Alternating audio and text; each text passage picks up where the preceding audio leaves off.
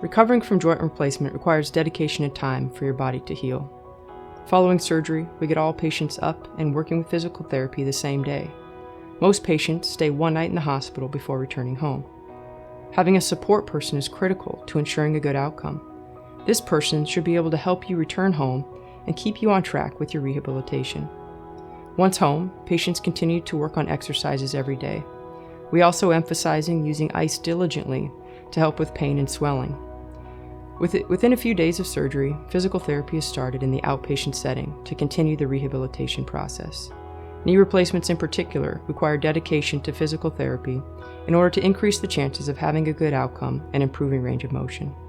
Most people use a walker for the first 1 to 2 weeks and then transition to a cane when ready. Typically, by 4 to 6 weeks, most patients are ready to walk without a walking aid and return to activities. The key is remembering that everyone progresses differently through the healing process, with some going very quickly and some needing more time.